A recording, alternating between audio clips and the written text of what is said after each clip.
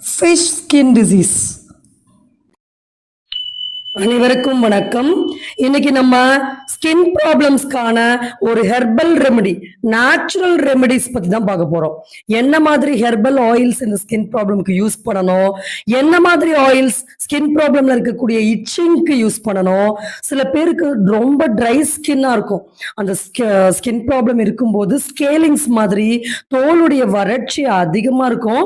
So அந்த மாதிரியான தோல் நோய்களுக்கு நம்ம என்ன உணவு கட்டுப்பாடு எடுத்துக்கணும், என்ன இந்த மாதிரியான வெளிப்பூச்சி அப்ளை பண்ணணும், என்ன உள்ளுக்கான மருந்து எடுத்துக்கணும் அப்படின்னு தான். அதுவும் பர்டிகுலரா ஒரு டைப் ஆஃப் ஸ்கின் ப்ராப்ளம், அதை வந்து ஒரு எக்ஸிமான்னு சொல்லலாம். அந்த மாதிரியான ஒரு சொல்யூஷன் தான் நம்ம இந்த பதிவில் பார்க்க போறோம். நம்ம சொல்லக்கூடிய விஷயங்களை வீட்டிலிருந்து ஒரு 2 மாதம் பொறுமையோட ஃபாலோ பண்ணி பாருங்க. உங்க தோல், உங்க கண்